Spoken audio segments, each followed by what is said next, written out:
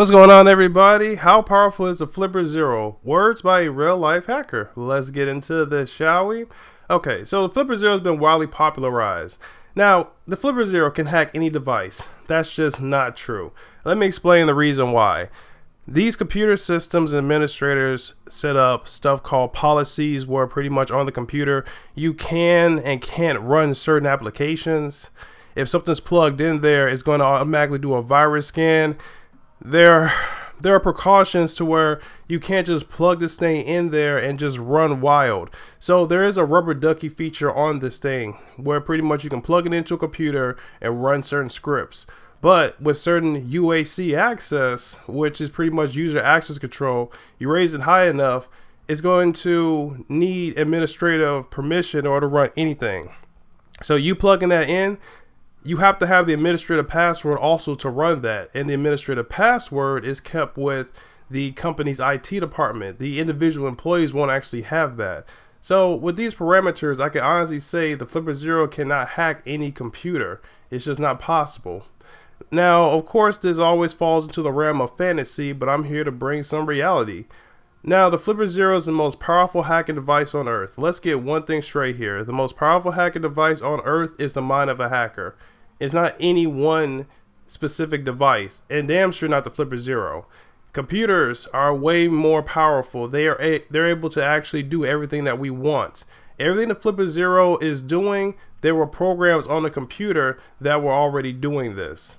A computer is far more powerful than the Flipper Zero. The Flipper Zero has way too many limitations. You can't save, certain files, data. You can save only minor configurations on this thing. And plus, look at it. Just the overall look at that thing is bulky, and people will automatically assume that that's a hacking device.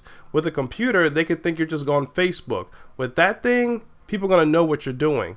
So no, this thing is by no means the most powerful hacking device on Earth. It has way too many limitations to be that.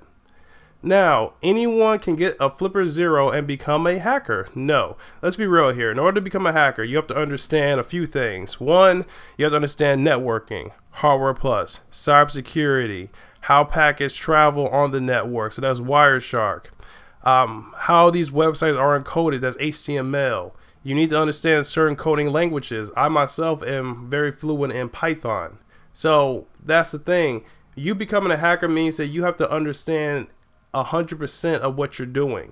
Not half, 100%. You picking this thing up and going online and turning off a few TVs, it's not hacking. So this thing has a universal remote feature on it where pretty much people can brute force a signal of remote controls and turn off TVs. Now, you can easily look at it like, a 5-minute tutorial on it, but you don't understand the basis behind it. You don't understand signaling.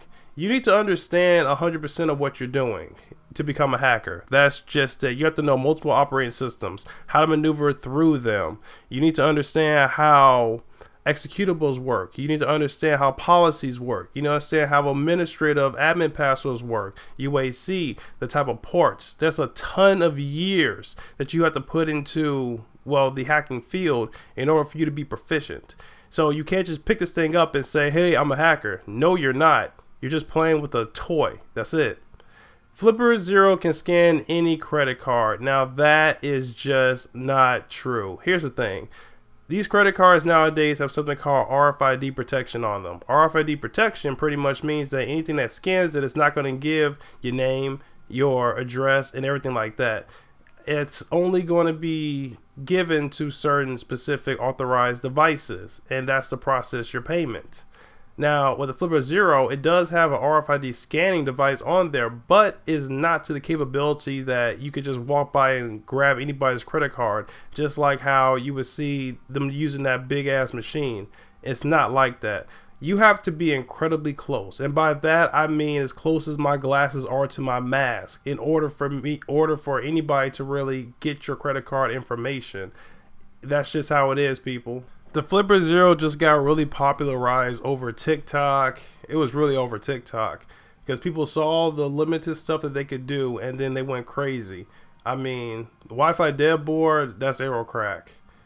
I mean, there's also tools you can plug into your computer to get wireless signals. I mean, literally anything on this thing you can do on a computer and do it with much more proficiency. You know, I have this thing because it looks cool, but compared to my hardware, this is just a toy.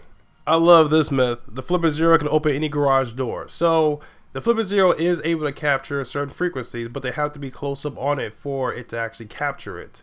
Now, people assume that they'll be able just to open any garage door because it caught a few frequencies, but your garage door is tuned to a certain frequency, so it's not going to work on every single one.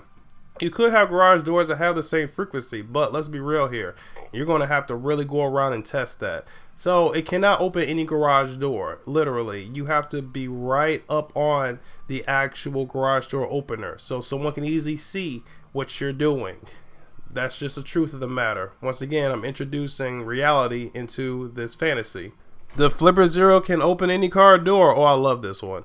So pretty much, and this goes back to the garage thing I was talking about, this thing capture frequencies, car door openers included. So pretty much, someone can be right next to you with the Flipper Zero, capture a frequency, and theoretically open a car door. Now, people think that that works on every car. No. There are car manufacturers that literally focus directly on certain signals, and it changes every time one's sent out.